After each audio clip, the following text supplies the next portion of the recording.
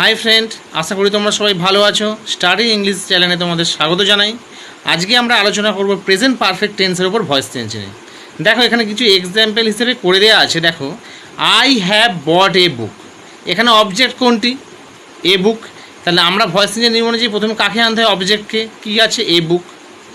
এইবারে দেখো, B verb হিসেবে পারফেক্টে কী হয়? দুটি হয়, একটা হ্যাজ হয়, একটা হ্যাভ হয়। হ্যাভ কোথায় হয়? আইয়ের ক্ষেত্রে হ্যাভ হয়, ইউর ক্ষেত্রে হ্যাভ হয়, আর প্লুরাল ফর্মের ক্ষেত্রে হ্যাভ হয়। বাদ বাকি আদার্স ক্ষেত্রে কী হয়? হ্যাজ। তাহলে এখানে এ বুক, এটা সিঙ্গুলার বলছে, একটা বলছে, তাহলে এর বিভাব কী হবে? হ্যাজ। দেখো এখানে আই ছিল বলে হ্যাভ আছে, কিন্তু এখন তো আর সাবজেক্ট আই নেই, এখন সাবজেক্ট কে হয়েছে? এ বুক।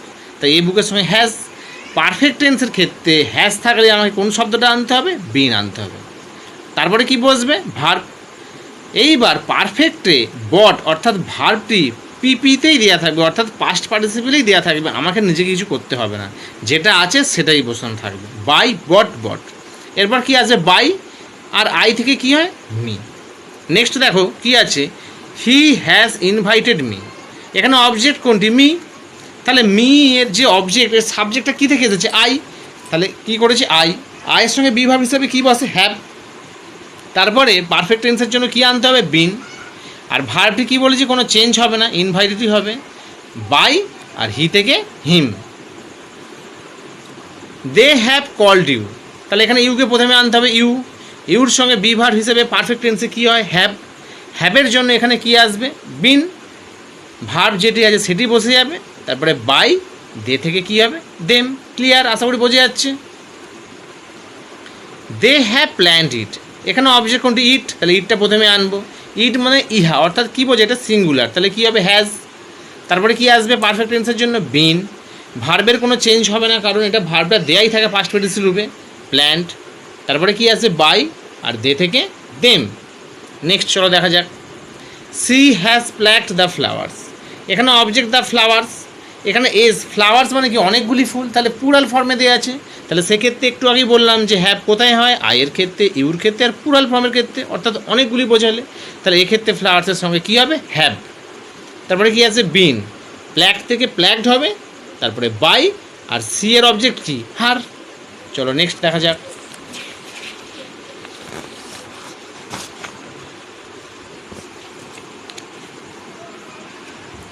এখানে দেখো অবজেক্ট কি ছিল? দা বয়। দা বয় একটা বোঝাচ্ছে, তাহলে হ্যাজ বিন। আর ভার্বের কোনো চেঞ্জ হবে না, কারণ এটা পাস্ট পার্টিসিপেলে দেওয়া আছে, সিনি বসে যাবে। তারপরে কি আসবে? বাই। আর এবার কী করতে হবে? সাবজেক্টটাকে অবজেক্ট করতে হবে। ইউর কোনো চেঞ্জ হয় না, সাবজেক্টই ইউ, অবজেক্টই ইউ। নেক্সট দেখো কি আছে শেষেরটা? মি। অবজেক্ট প্রথমে আনতে হবে, তাহলে মি এর সাবজেক্ট কি? কী থেকে মি হয়? আই। তোমরা ভয়েস চেঞ্জের প্রথম ভিডিওতে দেখে নিতে পারো, ছকে লেখা আছে সাবজেক্ট আর অবজেক্টের ফর্মগুলি। ডিসক্রিপশানে লিঙ্ক দেওয়া আছে, তোমরা ওখান থেকে দেখে নিতে পারো। আই। আয়ের সঙ্গে বি ভার্ব কী হয়? হ্যাভ। হ্যাভ থাকার জন্য এখানে কী আসবে? একটা বিন। ভার্বের কোনো চেঞ্জ হয় না, তাহলে হেল্প থেকে হেল্পই রয়ে যাবে। তারপরে কি আসবে? বাই। ইউ থেকে ইউ। নেক্সট দেখো অবজেক্টে কি আছে? The fishes. তাহলে এখানে কি হবে? দ্য ফিশেস, FISHES, ফিশেস, অনেকগুলি মাছ। তাহলে সেক্ষেত্রে কী হবে? হ্যাভ। হ্যাভ থাকলে কী হবে? বিন। ভার্বের কোনো চেঞ্জ হবে না, তাহলে কট বসে যাবে। তারপরে কি আসবে? বাই আর সি এর থেকে কী হবে? হার। নেক্সট দেখো দিস। তাহলে এখানে দিস বসবে। হ্যাজ। তারপরে কি আসবে? বিন। ভার্ব ডিসাইড হবে, ডিসাইডেড যেমন আছে। তারপরে কি আসবে? বাই আর দের অবজেক্ট ফর্ম কি? দেম। শেষ আমি করছি দেখে না। এখানে অবজেক্ট কি? The book. সাবজেক্ট কি? হি। হ্যাশটাকে আমরা কি বলি? এটা সাবজেক্ট, এটা অবজেক্ট, এটা বি ভার্ব, এটি ভার্ব। তাহলে ভয়েস চেঞ্জের নিয়ম অনুযায়ী অবজেক্টকে প্রথমে আনতে হবে। তাহলে দ্য বুকস, অনেকগুলি বই, তাহলে কী হবে? হ্যাভ, বিন,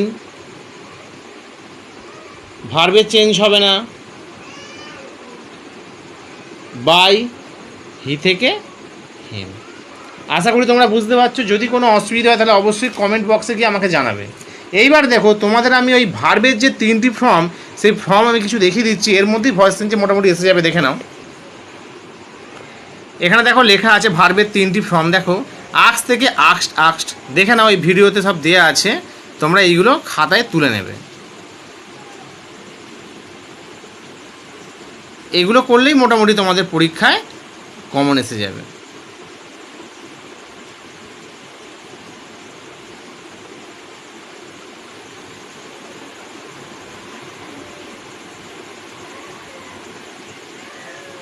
আজ এ পর্যন্তই। বন্ধুরা, একটা কথা বলে রাখি, যদি আমার ভিডিও থেকে তোমরা উপকৃত হও তাহলে অবশ্যই আমার চ্যানেলটাকে সাবস্ক্রাইব করে দিও আর লাইক দিতে ভুলো না। চলো নেক্সট ডে।